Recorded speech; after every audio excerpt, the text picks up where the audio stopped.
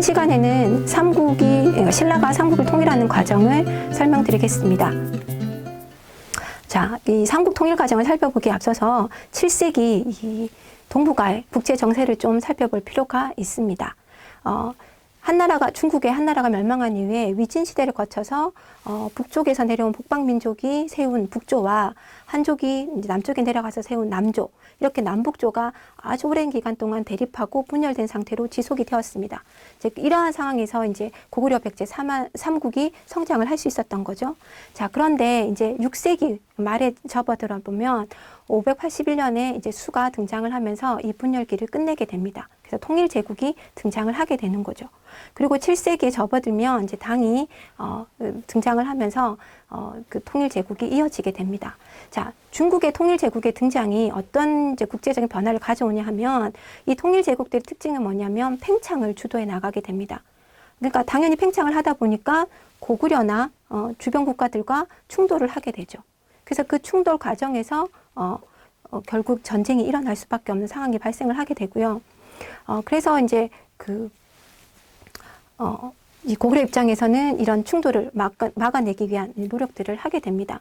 자, 그리고 남쪽으로 내려가서 보시면 한반도 남부에서는 544년 관상선 전투 이후에 백제 거기 이제 상황이 전사를 하잖아요. 그 이후로 신라와 백제 사이 관계는 대립의 일변도로 가게 되고 7세기에 접어들면 그 관계는 더욱 악화 일변도로 가게 됩니다. 자, 그래서 이제 이러한 국제적으로 보면 중국의 통일제국의 등장, 그 다음에 그들의 팽창, 그에 따른 충돌, 그 다음에 한반도 남부에서는 백제와 신라의 대립, 이걸 전체를 놓고 보면 돌궐, 고구려, 그 다음에 백제, 외가 이제 하나의 축을 이루게 되고, 그 다음에 통일제국인 수당과 신라가 하나의 축을 이루면서 이 대립하는 두 축을 형성을 하게 됩니다. 이게 당시 이제 7세기의 상황이었습니다. 자, 이런 상황에서 즉 이제 수와 당이라고 하는 통일제국의 등장은 팽창 정책을 추진을 하게 되고 그 팽창 과정에서 결국은 고구려와 불가피하게 충돌할 수밖에 없었습니다. 자, 수나라는 이제 통일제국을 형성한 다음에 그 주변에 있었던 돌궐을 이용해서 고구려를 이제 위협을 하게 됩니다. 자, 그래서 이제 고구려 영량왕이 먼저 요서 지역을 공격을 하게 됩니다. 자, 그래서 이제 수나라 문제, 그 다음에 수나라 무제가 이제 계속 연이어서 침략을 하게 되죠.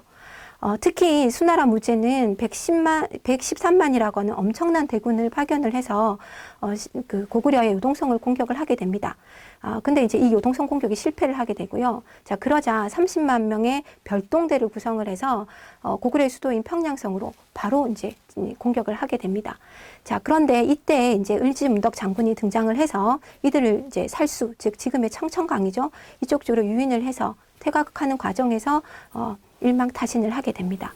그래서 무려 30만 명의 대군들이 이제 파견이 되었지만 실제로 이제 다시 돌아간 사람은 2,700명 이 정도에 불과하다라고 합니다. 그래서 이렇게 대승을 거두면서 결국 고구려 입장에서는 수나라 충분히 막을 수 있다라고 한 자신감을 가지게 됐겠죠.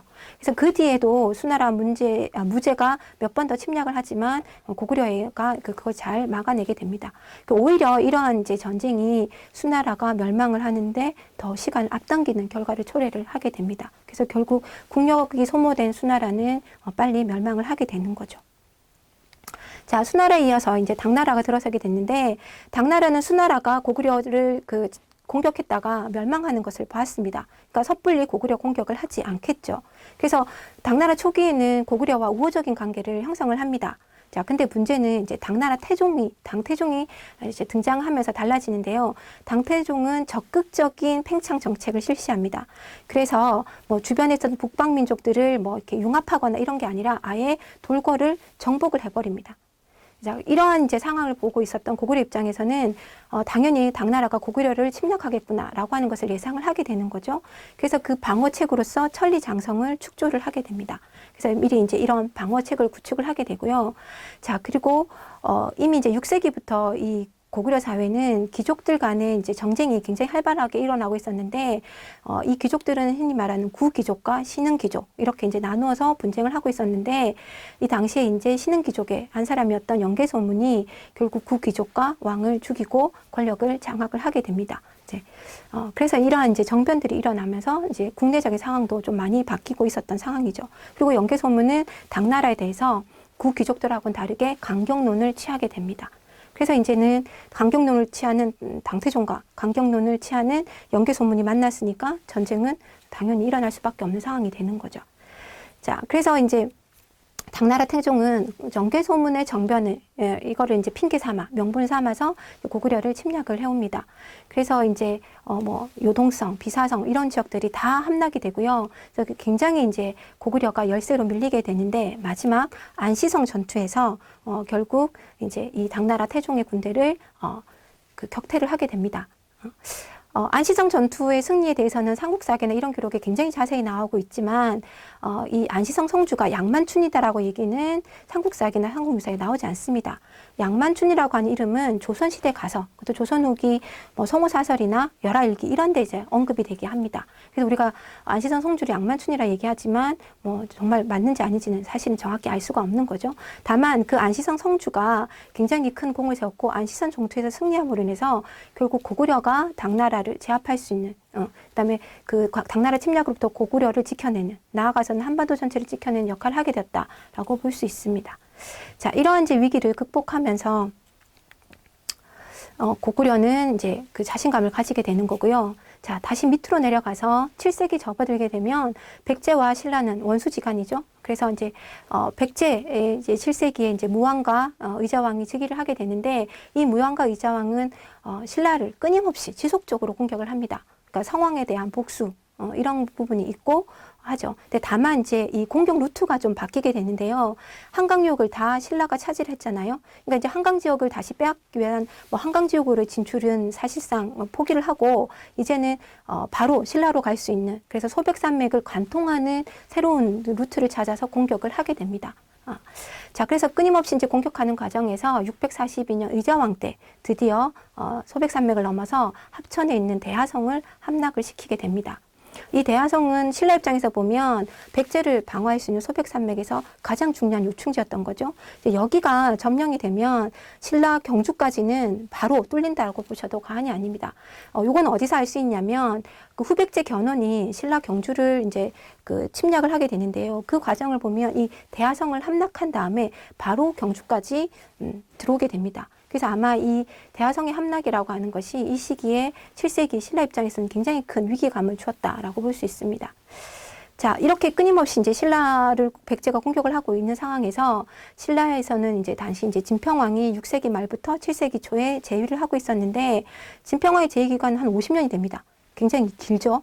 그래서 이제 진평왕은 즉위 초에 뭐 인사권을 담당하는 관부, 위화부나 그다음에 예부 이런 외교 관계를 담당하는 이런 관부들을 개혁을 하게 되고요.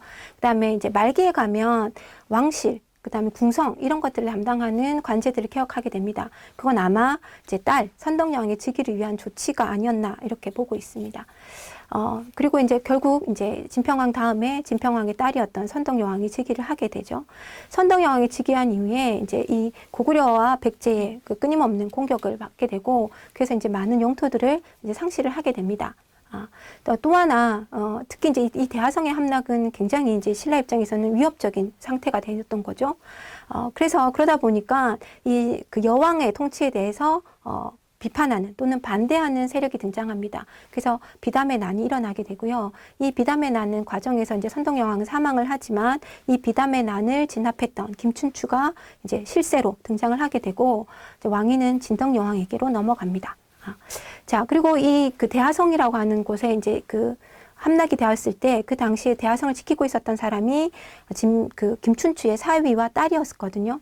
그래서 결국 이 딸과 사위가 전사를 했기 때문에 거기다 전사에서 끝난 게 아니고 이 딸과 그 사위의 시신을 백제가 가져가 버립니다. 자, 그래서 이제 이 김춘추는 그 딸과 사위의 시신을 되찾기 위해서 또는 백제에 복수하기 위해서 본인이 직접 나서서 청평 활동을 하게 됩니다. 군사를 요청을 하게 되는 거죠. 그래서 제일 먼저 이제 고구려에 올라가서 영계소문을 만났지만 결국 그 협상은 이루어지지 못하고요. 그래서 이제 당나라로 가서 당나라 태종을 만나서 648년에 군사 동맹을 맺게 됩니다. 자, 그래서 이 군사 동맹 이후에는 신라는 이제 당나라 문물을 적극적으로 수용해서 당나라 연호도 쓰고 당나라 관복도 이제 수용을 해서 이게 여러 가지 제도들을 변화를 시키게 됩니다. 자, 이렇게 나당이 서로 이제 동맹을 한 다음에 결국 660년에 나당 연합군이 백제 사비성을 함락을 시키는데요. 당나라는 이제 바다를 건너서 들어오게 되고 신라 군대는 이제 탄현을 넘어서 황산벌에서 개백의 마지막 개백을 무찌르고 이제 사비성을 함락을 하게 됩니다. 이때 이제 그 왕이었던 그 의자왕이 웅진에 가 있었기 때문에 웅진에 있던 이제 이 의자왕이 항복을 함으로 인해서 이제 백제는 멸망을 하게 되고요. 자, 백제가 멸망했다고 해서 끝나는 게 아니라 이제 이 임존성이나 그다음에 이제 이 주류성을 중심으로 해서 이제 뭐 흑지상지나 복신, 도참 등에 의해서 부흥운동이 지속적으로 일어나게 됩니다. 그리고 이제 그 왜가 이 백제를 도와주기 위해서 지원군을 보내게 되는데 좀 늦었던 거죠. 그래서 이 백강 전투에서 이 외의 지원군도 패배를 하게 됩니다. 자, 이렇게 이제 백제를 멸망시킨 다음에 나당 연합군은 이제 668년에 고구려 평양성으로 들어가게 됩니다. 고구려는 생각보다, 그러니까 수나와 당나라를 물리쳤던 고구려를 생각하면 이 나당 연합군과의 항전이 꽤나 길었을 거라고 생각이 되지만 사실은 좀 쉽게 함락이 되는데요. 그 이유는 이제 이 수나라와 당나라와 전쟁하는 과정에서 국력 소모가 너무 많았던 거고, 그 다음에 이제 무엇보다도 연개소문이라고 하는 이 구심점이 사라지자, 그러니까 연개소문이 죽고 나자 연개소문의 자식들 사이에 이제 이 권력 다툼과 갈등이 생기게 됩니다. 그러니까 귀족 사회가 다시 분열을 하게 되는 거죠.